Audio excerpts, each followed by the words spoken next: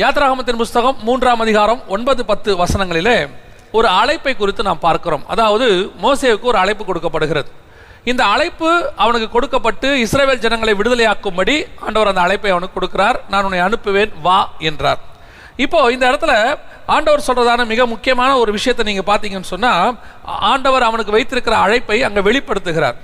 இந்த மோசே இந்த 80 வருஷம் வனாந்தரத்தில், அதாவது முதல் 40 வருஷம் எகிப்தில், அடுத்த 40 வருஷம் வனாந்தரத்தில் அவனை உருவாக்குனார் ஆண்டவர். இந்த ஊழியம் அப்போ தான் தொடங்குது.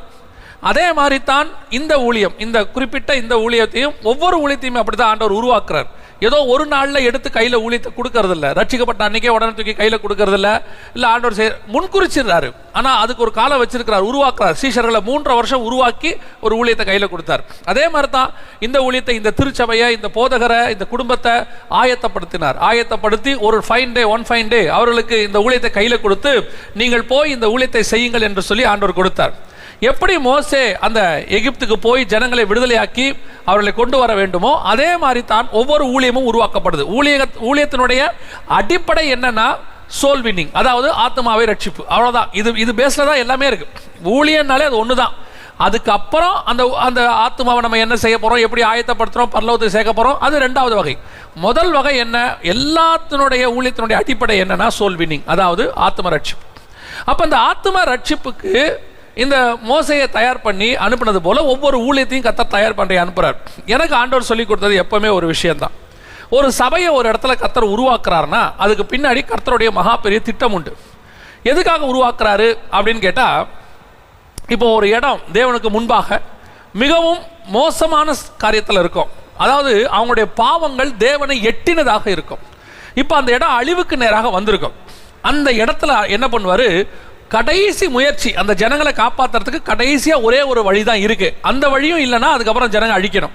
அது என்ன வழி அப்படின்னு கேட்டிங்கன்னா, ஒரு ஊழியக்காரனை அனுப்பி அங்கே ஒரு திருச்சபையை ஸ்தாபிப்பது. எதனால, அங்கே ஒரு 10 நீதிமான்கள் உருவாகிட்டாங்கன்னா அந்த இடத்தை அழியாதபடி கர்த்தர் காப்பாற்றிடுவார். இதுதான் பைபிளில் சொல்லப்பட்டிருக்கு. அதனால தான் ஆண்டவர் ஒவ்வொரு இடத்துக்கும் அனுப்புறாரு. இப்போ பாருங்க, மோசேவை எங்கே அனுப்புறாரு, எகிப்துக்கு அனுப்புறாரு. எகிப்து எவ்வளோ மோசமான இடம்னு மோசேக்கு தெரியும், ஆனால் அங்கே அனுப்புறாரு. அப்போ ஒரு ஊழியத்தை நீங்கள் ஊழியத்தை தொடங்கி இருக்கிற எல்லா ஊழியக்காரங்களையும் கேட்டு பாருங்க. இப்போ நம்ம சபை இருக்குது, இந்த சபை ஊழியக்காரங்களையும் கேட்டு பாருங்க.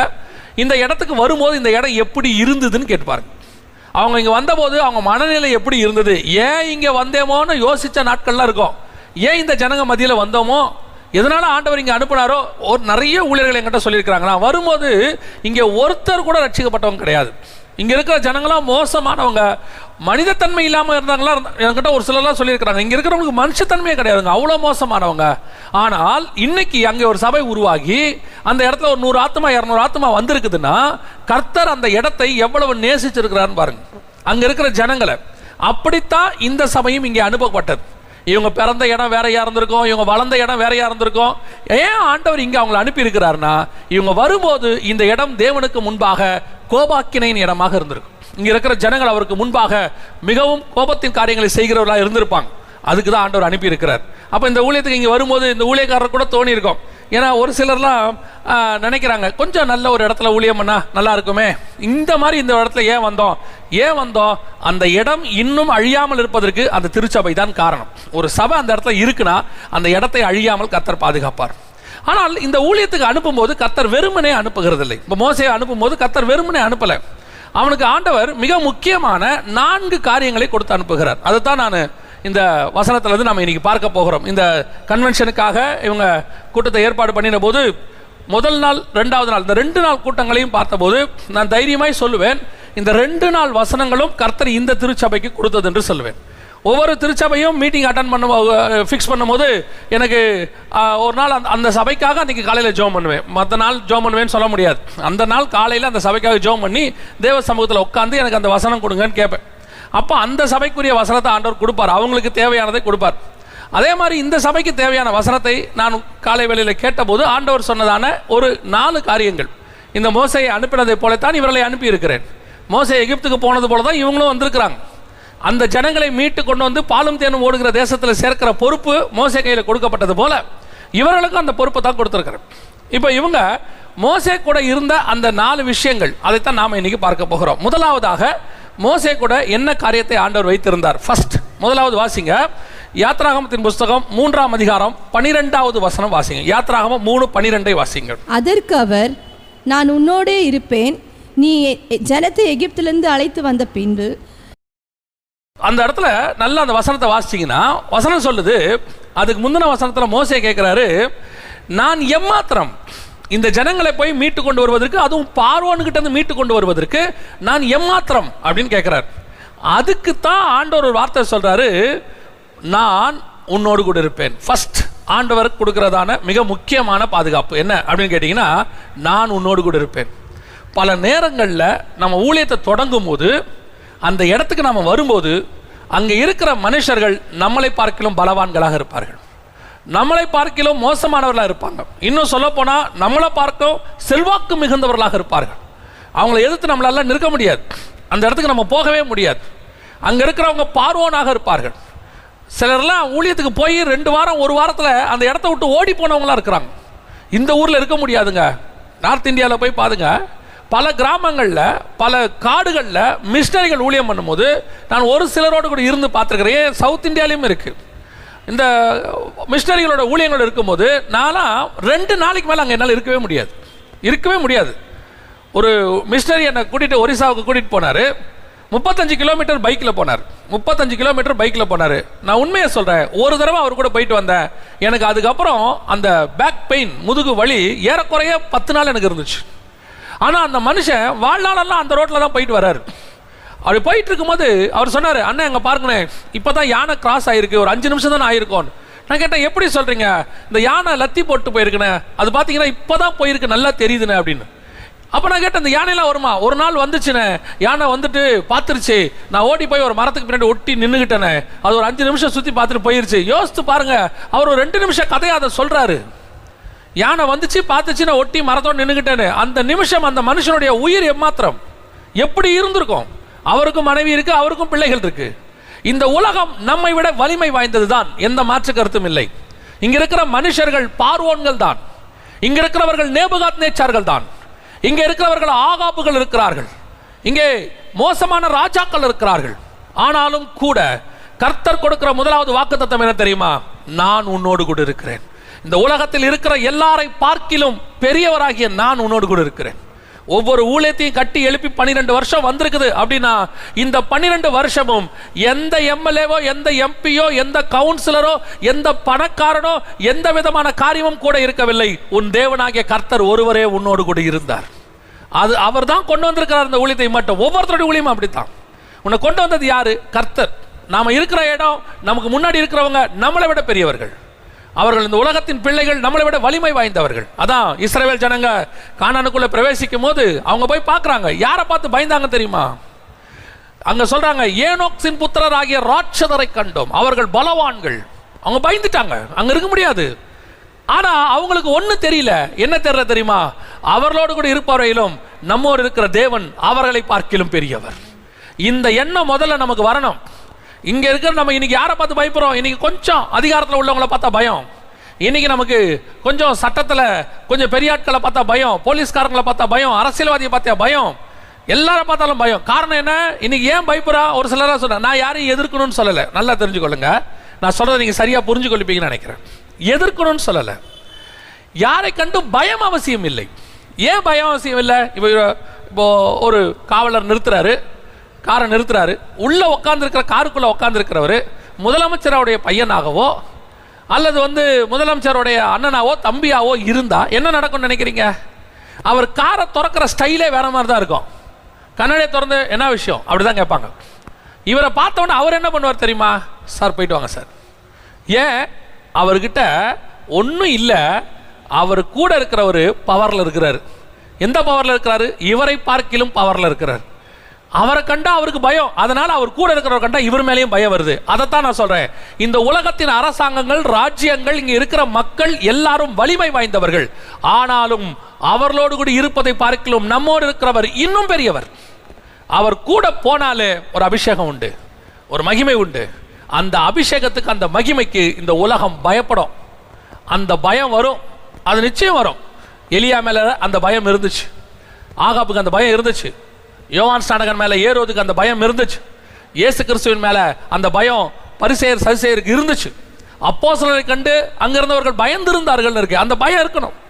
அதுதான் நான் எப்பவும் சொல்லுவேன், கர்த்தருடைய மகிமை. காரணம், நம்ம ஒண்ணுமே இல்லைங்க, நம்ம கிட்ட ஒண்ணுமே இல்லை. நம்ம படிப்போ, நம்ம கிட்ட இருக்கிற எக்ஸ்பீரியன்ஸோ, நம்ம சுத்தி இருக்கிற இன்ஃப்ராஸ்ட்ரக்சரோ எதுவுமே கிடையாது. நம்ம கிட்ட இருக்கிறது ஒன்னே ஒண்ணு, உன் தேவனாகிய கர்த்தர் உன்னோடு கூட இருக்கிறார். இம்மட்டும் நடத்தி கொண்டு வந்தவர் இனிமேலும் உன்னை கூட இருப்பார். இந்த சபை இந்த அளவுக்கு உருவாயிருக்குது அப்படின்னு கேட்டா, நான் இந்த சபையினுடைய ஒரு 3 ஸ்டேஜை நான் பார்த்துருக்கிறேன். அந்த 3 ஸ்டேஜ்லையும் 2 ஸ்டேஜ்னு வச்சுக்கலாம். முதல்ல அவங்க ஒரு கூரையில் இருந்தாங்க, அதுக்கப்புறமா மாறி இங்கே வந்தாங்க. இந்த இடத்துல வந்து இப்படி ஒரு காரியத்தை செஞ்சு இப்போ ஒரு 12 வருஷமா மொத்தமாக ஊழியத்தில் இங்கே இருக்கிறாங்க.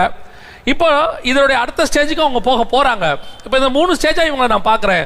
இவங்களை பார்க்கும்போது எனக்கு ஒன்று மட்டும் நல்லா தெரியுது, இவர்களோடு கூட எனக்கு தெரிஞ்சு என் அளவில் நான் சொல்கிறேன், இவர்களோடு கூட வேற எந்த மனுஷனுடைய காரியங்களும் இல்லை, இவரோடு கூட தேவன் இருக்கிறார்.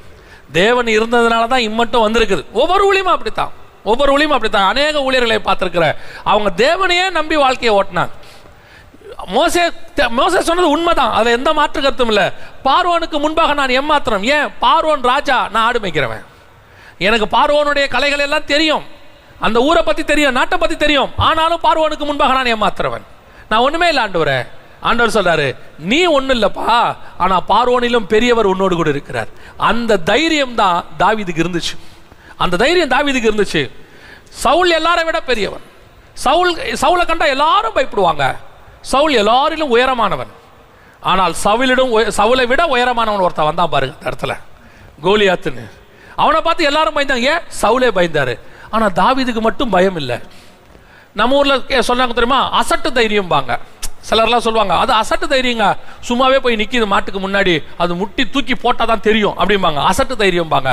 தாவீதுக்கு இருந்தது அசட்டு தைரியம் இல்லை, அசாத்திய தைரியம். என்ன தைரியம் தெரியுமா? அவன் சொல்றான், நீ நிந்திக்கிற இஸ்ரவேலின் தேவனாகிய கர்த்தருடைய நாமத்தில் நான் வருகிறேன். என் கூட தேவன் இருக்கிறாரா, அந்த தைரியம் வந்துட்டாலே எது மேலேயும் பயம் வராது. எதை குறித்து பயம்? பெருமை அல்லது அதை நான் சொல்ல வரல, ஒரு பயம் வராது. ஏன்? என் தேவனாகிய கர்த்தர் என்னோடு கூட இருக்கிறார். அதனாலதான் இந்த தேவன் வந்து அவர் கூட இருந்து எகிப்துல எல்லாத்தையும் செஞ்சதை பார்த்த மோசே சொல்றாரு, ஒரு இடத்துல ஆண்டவர் சொல்றாரு மோசையை பார்த்து, நீ போப்பா, நீ போ, நான் உங்க கூட வரமாட்டேன், இந்த ஜனங்க ரொம்ப வணங்கா கழுத்துள்ள ஜனங்க, நான் வேற ஒரு தூதனை அனுப்புறேன். அவன் சொல்றான், நீர் வந்தால் வழியே நான் போக மாட்டேன். ஏன்? நீர் கூட இருந்தா என்ன மரியாதை கிடைக்கும்னு எனக்கு தெரியும். இந்த ஊழியத்தின் பாதையில் கர்த்தர் இருக்கிற மரியாதை, கர்த்தர் கூட இருந்தால் என்ன மரியாதை தெரியுங்களா? நான் அடிக்கடி எப்பவும் யோசிக்கிற ஒரு விஷயம், ஒருவேளை இந்த கர்த்தர் இல்லாமல், இந்த கர்த்தருடைய நாமத்தில் ஊழியத்துக்கு போகாமல் நான் ஒரு கம்பெனி சிஇஓவா அல்லது நான் ஒரு நாட்டுக்கே ராஜாவாக கூட இருந்து நான் போனால் இந்த மரியாதை கிடைக்குமான்னு யோசிப்பேன். ஏன் தெரியுமா சொல்கிறேன்? நான் ஒரு ஊழியத்துக்கு போகும்போது பார்ப்பேன், எல்லா இடத்துக்கும் பார்ப்பேன், அது உள்நாடோ வெளிநாடோ பார்ப்பேன். ஏர்போர்ட்டில் போகிறதுக்கு முன்னாடி டிக்கெட் எல்லாம் எடுத்து அனுப்பி இங்கே ஏறும் போது ஃபோன் பண்ணி கேட்பாங்க, பிரதர் ஏறிட்டீங்களா? அங்கே இறங்கும் போது இறங்குற இடத்துல நிற்பாங்க. அந்த பெட்டி ஒரு வெயிட்டும் இருக்காது, சும்மா கையில் தான் வச்சுருப்போம். அதை வாங்குறதுக்கு 2 பேர் ஓடி வருவாங்க, கொடுங்க பிரதர், இல்லை பரவாயில்ல, இல்லை கொடுங்க பிரதர். அந்த காரில் ஏற்றி அந்த திருப்பி அந்த ஊழியத்தை முடிச்சு அனுப்புகிற வரைக்கும் அவங்க அந்த கவனிக்கிறது, இது எம்டி ஜெகனுக்காகவோ எந்த ஊழியக்காரனுக்காக அல்ல, அவர் அனுப்பின நாமம் ஒன்று இருக்குது, அவர் கூட ஒருத்தர் இருக்கிறாரு, அவருக்கு கிடைக்கிற மரியாதை, அந்த மரியாதையை கொடுக்குறாங்க. இதுவே இயேசு இல்லாவிட்டால் அந்த மரியாதை கிடைக்குமா? கிடைக்குமா? கிடைக்காது. அதான் நான் சொல்லுவேன், நம் தேவனாகிய கர்த்தர் நம்மோடு இருக்கிறார். அதனால தான் மோசே அழகா ஒரு வார்த்தை சொல்லுவார், ஆண்டவரே, நாங்கள் பூமியில் இருக்கிற எல்லா ஜனங்களை பார்க்கிலும் நாங்கள் எதில் விசேஷித்தவர்கள் தெரியுமா? எங்கள் தேவனாகிய கர்த்தர் எங்களோடு கூட வருகிறார். எங்கள் தேவன் எங்களோடு இருக்கிறாரியா, அதுதான் விசேஷம். இந்த சபைக்கு ஆண்டவர் இத்தனை வருஷ காலம் கூட இருந்திருக்கிறார். நான் எப்பவும் சொல்லுவேன், அந்த கழுதை மேலே இயேசு இருக்கிற வரைக்கும் தாங்க கழுதைக்கு மரியாதை.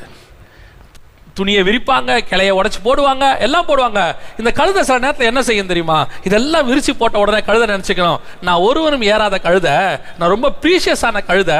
அதனால வந்து என்ன செய்யறாங்கன்னா, எல்லாரும் எனக்கு விரிக்கிறாங்கன்னு என்னைக்கு கழுதைக்கு மனசுல அந்த எண்ணம் வந்துச்சோ, கழுதை காலி. மேலே உட்கார்ந்துருக்கிற கர்த்தரை அப்படியே அந்த கழுதை பிடிச்சிக்கணும். ஆண்டவரே இறங்கிடாதீங்கப்பா, நீங்க இருக்கிற வரைக்கும் தான்ப்பா எனக்கு இந்த மரியாதை. என்னைக்கு நீங்க இறங்கிட்டீங்களோ எனக்கு முன்னாடி துணியை விரிக்க மாட்டான், எனக்கு முன்னாடி கிளைய வரைக்க மாட்டான், திருப்பி என்ன கொண்டு போய் கட்டி போட்டுருவான். ஆண்டவரே நீங்க இருக்கிற வரைக்கும் தான்ப்பா எனக்கு விடுதலை. அந்த மேல இருக்கிற தேவன் இறங்காமல் கடைசி வரைக்கும் பார்த்துக்கணும். அதுதான் அந்த கழுதைக்கு மரியாதை. நம்ம கூட இருக்கிற தேவன் நம்ம கூடவே இருக்கணும். அதுதான் நமக்கு மரியாதை. சிம்சோன் மேல ஆவியானவர் இருக்கிற வரைக்கும் தான் அவனுக்கு மரியாதை. அவர் இறங்கி வெளியே போயிட்டாரு, மொட்டை அடிச்சு குருடாக்கி உன்னை பைத்தியக்காரனாக்கி சங்கிலில கட்டி போட்டுருவான். இதான் உலகம். அது மட்டும் நல்லா தெரிஞ்சுக்கொள்ளுங்க. எப்போ உன் மேல இருக்கிற ஆவியானவர் இறங்கிட்டாரோ, எப்போ உன் மேல இருக்கிற தேவன் இறங்கிட்டாரோ, எப்போ உன்னை தேவன் உன்னை விட்டு விலகிட்டாரோ, அன்னைக்கு உன்னை மொட்டை அடிச்சு குருடாக்கி விலங்கு போட்டு உன்னை பைத்தியக்காரனாக்கி விட்டுரும் இந்த உலகம். தேவன் இருக்கிற வரைக்கும் தான் மரியாதை. அதுதான் இப்போ இந்த சபைக்கு இத்தனை வரைக்கும் இருந்த ஆண்டவர். நம்முடைய அடுத்த ஜெபம் என்ன இருக்கணும் தெரியுமா? நான் ஓடி முடிக்கிற வரைக்கும் நீங்க என் கூட இருக்கணும் ஆண்டவர். நீங்க இல்லாவிட்டால் நான் இந்த பிரயாணத்தை செய்ய மாட்டேன். நீங்க இல்லாவிட்டால் நான் ஊழியத்தை செய்ய மாட்டேன். ஏறி நிற்கும் போது புல்பீட்ல தேவ பிரசன்னம் இருந்தா தான் பேசணும். எத்தனை பரிசுத்தவான் அப்படி இருந்திருக்கிறாங்க தெரியுமா? அந்த தேவ பிரசன்னம் இல்லாட்டி பேச மாட்டாங்க. ஒரு பரிசுத்தவானை குறித்து எனக்கு தெரியும். அவர் செய்த காரியம் நான் பார்த்து பிரமிச்சிட்டேன். பிரசங்கத்துக்கு வந்துட்டாரு, உட்கார்ந்துருக்கிறார். முன்னாடி போதகர் வந்து பாட்டு பாடிக்கிட்டு இருக்கிறார். அடுத்து அவர் தான் பிரசங்கம் பண்ணணும். இன்னும் ஒரு 10 நிமிஷத்துல திடீர்னு தேவ மனுஷனை காணும். போதகருக்கு கை கால்லாம் உதறிடுச்சு. எங்க இவர் ஆளை காணுமே, எங்க போயிருக்கிறாரு? பார்த்தா அவர் வீட்டு கீழே போய் போதகருடைய ரூம்ல உட்காந்து முழங்கால் போட்டு ஜோம் பண்ணிட்டு இருக்கிறார். உதவியாளர் ஓடி வந்து சொன்னார், பாஸ்டர் அவர் கீழே ஜோம் பண்ணிட்டு இருக்கிறார். பாஸ்டருக்கு ரொம்ப கோபம். என்னடா அவர் ஊழியத்துக்கு வந்துட்டு ஜோம் பண்ணிட்டு இருக்கிறார். ஒரு 15 நிமிஷம் கழிச்சு வந்தார். வந்து அந்த தேவ பிரசங்கத்தில் நின்று மனுஷன் பிரசங்கம் பண்ணாரு. அந்த பிரசங்கத்தை நான் உட்காந்து கேட்டேன் இன்னைக்கு. அதனால தான் எனக்கு தெரியும். அந்த பிரசங்கத்தை உட்காந்து கேட்கிறேன் இன்னைக்கு. அவ்வளவு ஒரு ஆழமான செய்தி, இருதயத்தை உடைக்கிற செய்தி ஆதியாகமத்திலிருந்து எடுக்கிறார். முடிச்ச பிறகு அந்த போதகர் கேட்டாரு, எங்க போயிட்டீங்க? இப்படி நான் பயந்துட்டேன் தெரியுமா, எங்க போயிட்டீங்க அப்படின்னு. அவர் சொன்னாரு, ஆண்டவர் கீழே போய் ஜோம் பண்ணுன்னு சொன்னாரு, நான் போயிட்டேன். உடனே இந்த போதகர் கேட்டாரு, ஐயா நாங்கெல்லாம் இங்கே வெயிட் பண்ணோம். அவர் சொன்ன வார்த்தை, 1,00,000 பேர் வெயிட் பண்ண எனக்கு கவலை இல்லை, என் தேவன் சொல்றதை மட்டும்தான் நான் செய்ய முடியும். அதுதான் முக்கியம். தேவன் என்ன சொல்றாரோ அந்த தேவனை கூட வச்சுக்கணும். அந்த தேவன் இல்லாம புல்பீட்ல ஏறக்கூடாது.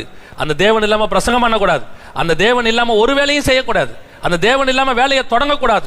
அந்த தேவன் இல்லாம வேலையை முடிக்கக்கூடாது. எல்லாத்திலையும் உன் தேவனாகிய கர்த்தர் உன்னோடு கூட இருக்கிறாரான்னு பார்த்துக்கணும்.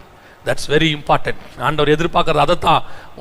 உன் தேவனாகிய கர்த்தர் உன்னோடு கூட நான் இருக்கிறேன். உன்னுடைய பலகீனத்தை நினைக்காதீங்க.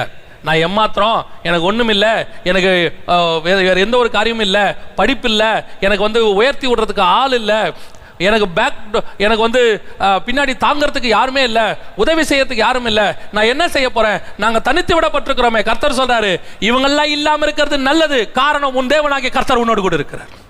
இவ்வளவு பேர் இருக்கும்போது இவங்க இருக்க மாட்டார் ஆண்டவர். யாருமே இல்லை நீ நினைக்கிற பத்தியா, அன்னைக்கு ஆண்டவர் உன் கூட இருக்கிறார்னு அர்த்தம். அதுதான் கர்த்தர் சொல்ற வார்த்தை, உன் தேவனாகிய கர்த்தர் நான் உன்னோடு இருக்கிறேன். நாம ஒண்ணுமே இல்லை, ஏமாத்திரம். இது ஃபர்ஸ்ட் ஆண்டவர் மோசேக்கு சொல்ற வார்த்தை. நீ போ, தைரியமா போ. அந்த வார்த்தையை நான் இந்த சபைக்கும் சொல்றேன், தைரியமா போங்க. உன் தேவனாகிய கர்த்தர் உன்னோடு கூட இருக்கிறார். நீ ஏமாத்திரம் ஒண்ணுமில்லாதவங்க தான், ஆனா கர்த்தர் உன்னோடு